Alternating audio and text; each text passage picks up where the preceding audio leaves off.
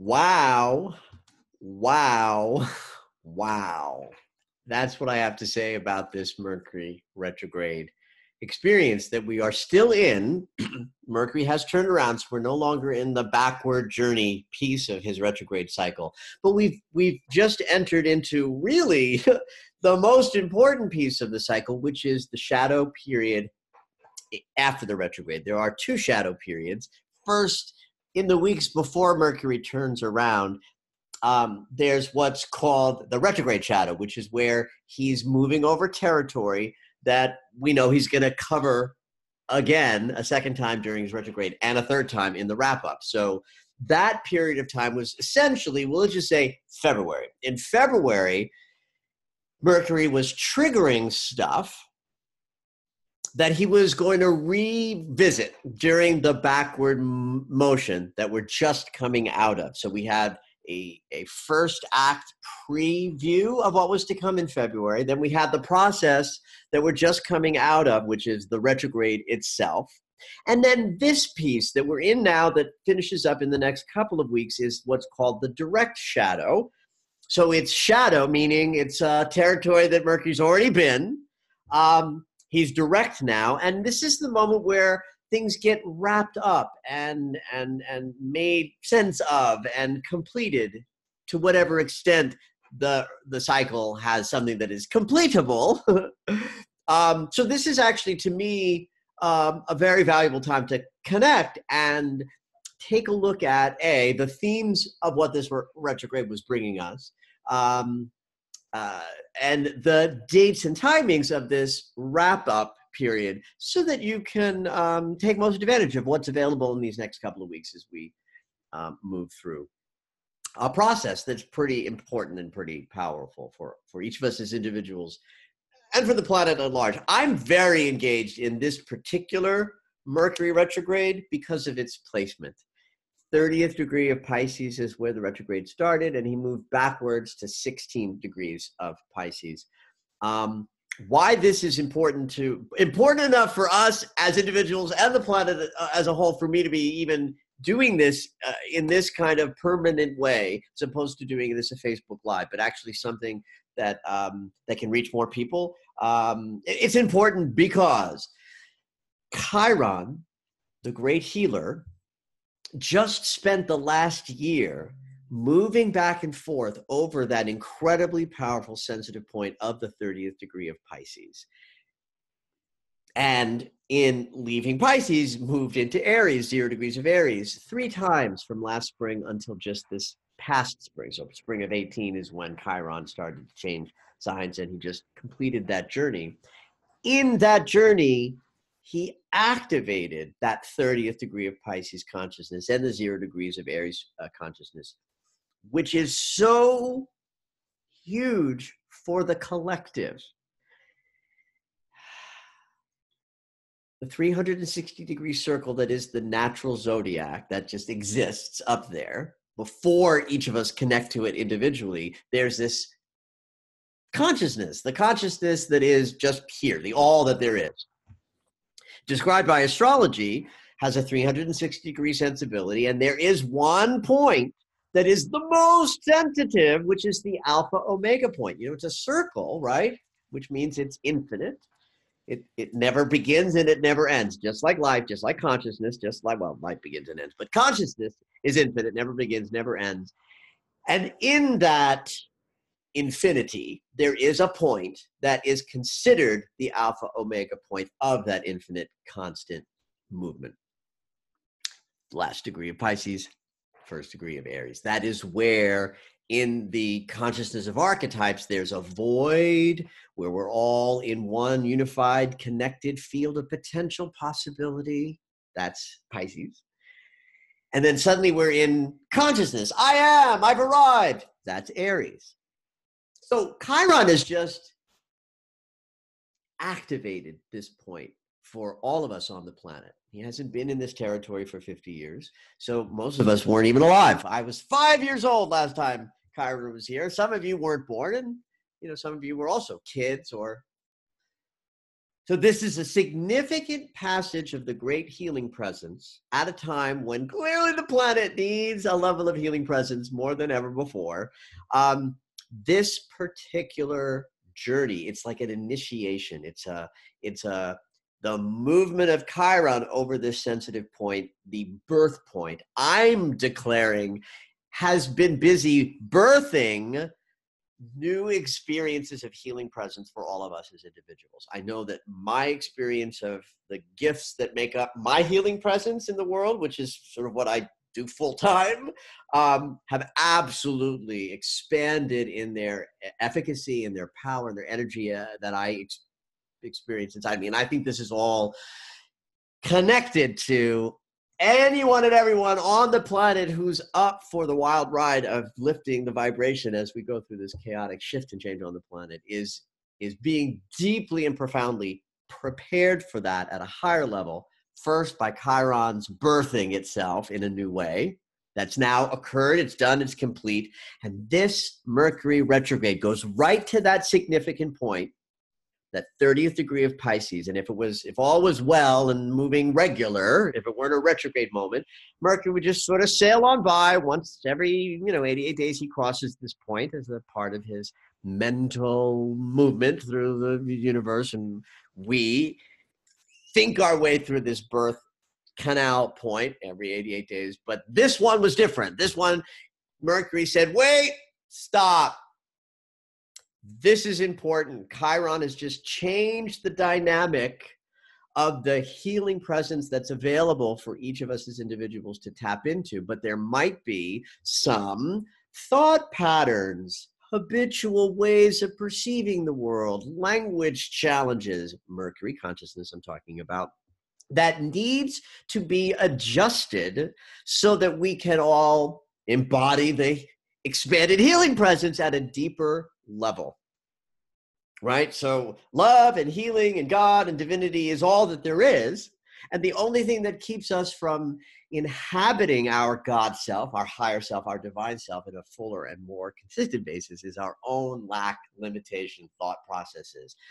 Mercury going to that crucial point in that last bit of Pisces, before birthing, before saying, aha, I'm ready to dive into Aries and begin, we got to go within. We got to go backwards, inwards, and help process and shift and change thinking limitation challenges that inhibit all of our ability to be the greatest healing presence that we are capable of being on the planet. That's the general sense of the Piscean consciousness of this Mercury retrograde. It's definitely about our spiritual connection because that's a Pisces invention. It definitely has the ability, this Mercury retrograde has the ability to go into deep unconscious patterning because the unconscious was invented by Pisces. So Mercury, who's miserable in this sign, by the way, he's in his fall and his detriment. That's just two different ways that astrology says a planet is limited.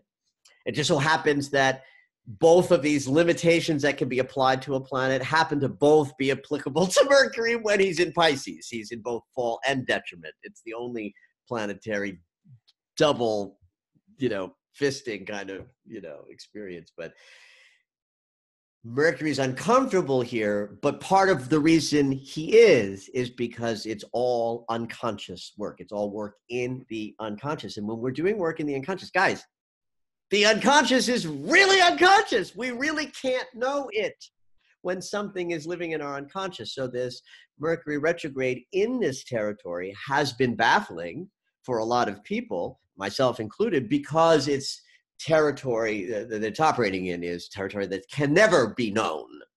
Now, if you know your chart, and I'm going to be pushing this a lot for the rest of my career, is that if you know how to read your natal chart, then you can open up what's available for you exponentially by knowing what area of life to concentrate on when looking to see what's being shifted and what's being changed. I have Pisces in my third house. Third house is communication. I am a communicator professionally. That's what I do. And so part of what's happening in this Mercury retrograde for me has to do with my messaging, my branding, what I'm here to teach, how I teach it, and all sorts of other things based on the angles that Mercury is making with points in my chart during this retrograde that also deepen my capacity to work with a retrograde. So just a little, I'm throwing a little pitch in here. Learn how to read your natal chart, guys. If you think astrology is interesting and compelling and can bring you a magnificent experience of consciousness, you need to learn how to read your natal chart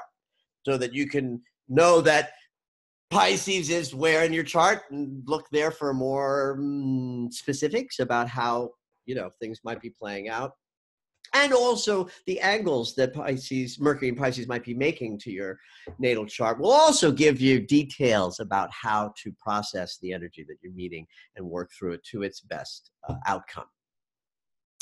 So that's the long-winded version of generally why I feel this particular Mercury retrograde is so profoundly important.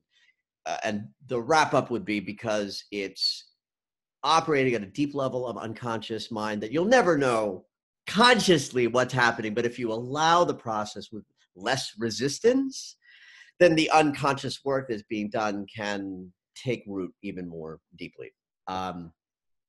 So that's also why I'm doing this workshop. Because I want you all to be better, bigger, more expensive healing presences on the planet because we need you. Okay. Now what I'm going to do is go through the 5 major triple transits that Mercury made during his retrograde, because this is going to give a deeper sense of theme about what the solar system's message for us is at this time. And it's a beautiful one, and it's very much about moving forward and getting bigger and expansive and doing the hard work that's required to make the goals and the vision that you have for your life come to fruition, a profound depth and deepening of your spiritual connection, and an ability and a comfort with going to deeper, darker, more intense places while we do what we're up to. Now, you don't know this, but the language that I just used, the 2 or 3 sentences that I just uttered, were constructed based on the geometry of the Mercury retrograde. I just described the energy of Mercury squaring, and I'm doing this in weighted order. Like the order that I'm sharing these with you are the order in which they hold more weight and power. So the first, more powerful triple transit is Mercury squaring Jupiter. Jupiter is how we understand abundance, prosperity, expansion, and life as just simply good and yummy and bountiful. A square means there's a conflict being presented. There's maybe 2 ways pulling on you. How you think you ought to go, Mercury. How you really ought to go, Jupiter. Like, that's part of what's possible during this process that we've been in. In fact, the most important of the 5 triple transits, the one that carries the most weight is conflict with how we desire to get bigger and more expansive in our lives. There's no such thing as a bad Jupiter transit. So a square from Mercury to Jupiter, while that's hard geometry, is not a crisis, because Jupiter just says, hey, let's get bigger, get bigger. If the geometry is hard, like a square with Jupiter in the house, it's still conflictual, but it's like conflict at a party. The theme of the retrograde is get bigger. That's the big message of Jupiter being squared by Mercury. But the very second weighted is a trine to the North Node. This is amazing, especially when put together. The square to Jupiter says, I will get bigger. The trine to the North Node says, I will be ushered forward in the direction of my destiny with ease and grace. The North Node is the future. A triangle is the most harmonious geometry. And so Mercury trining the North Node says we're going forward easily. And in fact, the sextile with Saturn, that's the next one, a 60-degree relationship with Saturn. Saturn is about responsibility and lessons and discipline, and like build it and they will come. Oh, that's perfect. Build it and they will come is perfectly exemplified by these three first transits. Like, so the idea of building anything is I got to get bigger, square to Mercury. I got to build it is a sextile to Saturn. Saturn says, go slow, be disciplined, and make sure that you're bringing what you've learned, what you know, into the mix, right? Saturn is the teacher. So if Saturn is involved, then we are either learning something new or benefiting from what we have learned. In this case, a sextile to Saturn implies that we are taking lessons learned about self and responsibility and discipline are needed to produce this forward moving expansion energy that these other transits are helping build. The fourth weighted planetary transit, and one that we're sitting in right now really juicily, is a conjunction to Neptune. Neptune is the great spirit. Mercury is how we think. And when we have a connection between Mercury, the mind, in the direction of great spirit, then our capacity to tap into the divine mind through meditation, through prayer, through devotional ruminations is increased exponentially because of the presence of Neptune in this mix. And then a sextile to Pluto simply allows us to be comfortable with the gravitas stuff. Pluto carries shadow, death, sexuality, terrifying experiences of being a human, all of the, well, he's the Lord of the underworld. So all of the stuff in the underworld is, you know, scary. And a sextile is productive geometry. And so Mercury in productive geometry with the planet that brings gravitas into the mix is beneficial. It just means that if shit's going to come up, Pluto in the mix says, we're going to be okay with that. Even if it's hard stuff, even if it's scary, even if it's change at a level of terror, it's helped by this. So that's the theme. It's a beautiful setup. I mean, this is one of the nicest setups that we've had geometrically with a Mercury retrograde, like designed to increase our spiritual connection, to get us forward into the future, to build it in a way that's stable and capable of lasting. Beautiful stuff. Except in Pisces, with the presence of Neptune, that brings a cloud of confusion. You know, when Neptune's in the house, we're connected to God easily, but we're not necessarily connected to the world of form so easily, right? So the whole process has been a bit befuddling and challenging because we're in the depths of the unconscious. When the unconscious involved, feelings are going to emerge that are deep and big and huge because they're coming from deep places in our unconscious. So that explains the outrageous amount of feeling experience and emotional stuff that February and March brought us. So it's been a bit befuddling. So if you look back to February, between the 18th and the 26th of February, that was the trafficy like week that all of these things hit the first time. So if you want to have a sense of what I'm about to tell you about the month of April, the first place to look is that sort of third week of February, the 18th through the 26th. Boom, boom, boom, boom, boom, boom, boom, boom, boom, boom, boom, boom, boom. Five booms. All of those planetary aspects occurred during that third week in February. So you can look back to that third week in February and go, okay, how was I impacted during that time? Was I, did conflicts come up? Were things emerging in my business life, in my relational life? Look for stuff that you had to grapple with, maybe that you were challenged with in the month of March. Look back to that third week in February, because if there was anything that was coming up in March, and these dates, by the way, are the 14th through the 24th of March. So right smack dab in the middle of March. Now we were in Mercury's retrograde. So he's now backwards. We're bumping into the furniture. We're all clunky as all get out. But the exact same geometry is happening between the 14th and the 24th of March that was happening between the 18th and the 26th of February.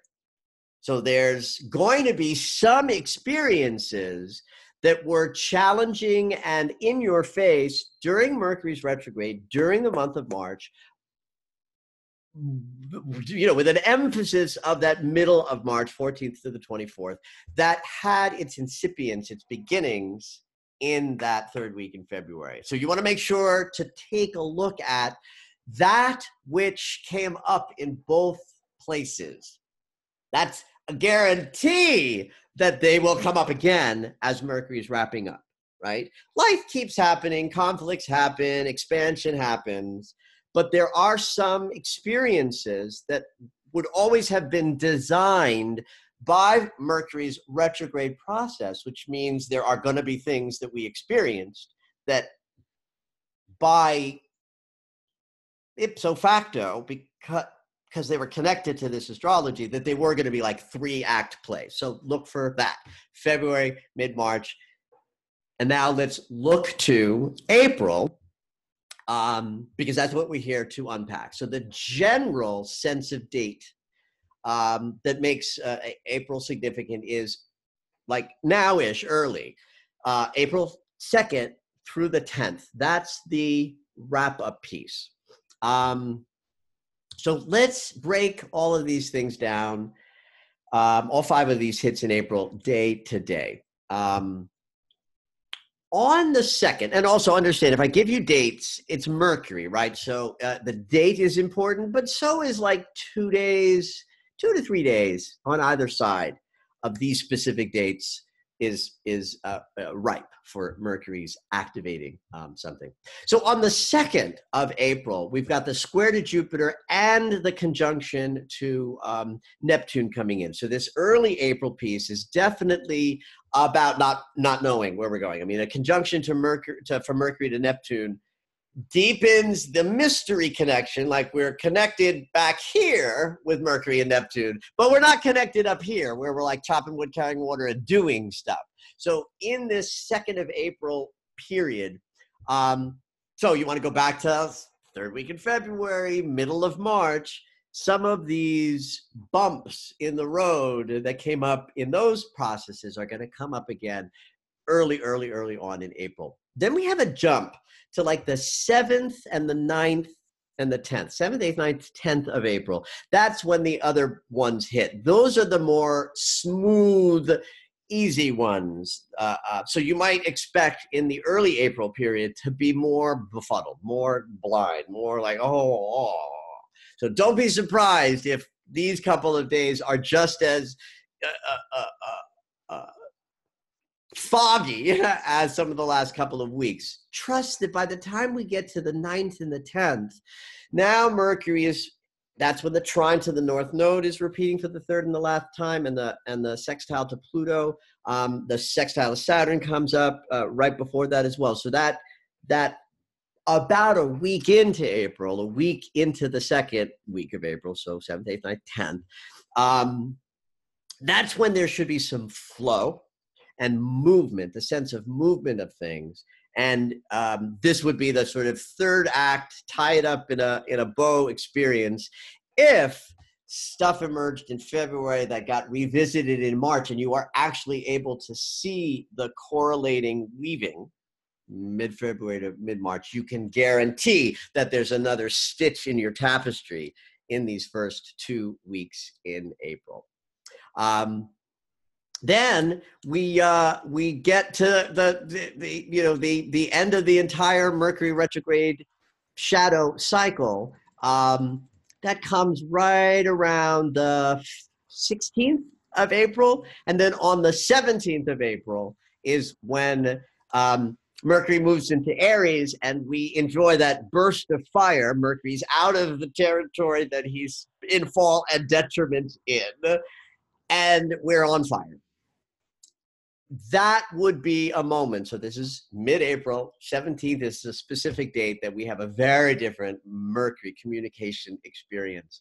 And I would say that's sort of, that's going to be the last sort of getting out of the wet, watery place. Like I keep layering in my daily Astro Alert column, I keep layering in moments when I can say, okay, here's another blind side befuddling cycle coming to a close. The big ding moment, I think, that would mark what I'm, at least at this moment, willing to call a conclusion of the deep, wet journey into the psyche and into the unconscious. April 17th, Mercury moves out of that watery territory into the I am that Aries brings, and we're a little bit on fire once again. I hope this has been some valuable information for you, and that you start getting used to what it is to knit things together by using the past and dates that are significant. It's one of the richest ways to use astrology. And I also hope that the next couple of weeks brings you some clarity about what it is we've been diving into and visiting in the unconscious. I think that when Mercury moves into Aries and spends a couple of months in his free and clear state, that's when we're going to start to have awarenesses of what we learned, right? When we're in it, we can't really know. Once we get out of it, we're done, but then we'll need a few weeks to sort of get our new, like, our new legs for the new territory that we find ourselves standing in.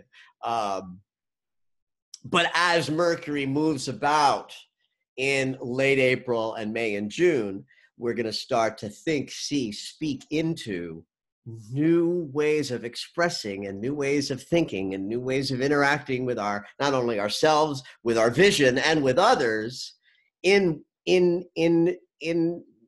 with shifts in our consciousness that we're actually working on now. Not knowable yet, but valuable, and please, oh, please, I assure you, worth the hard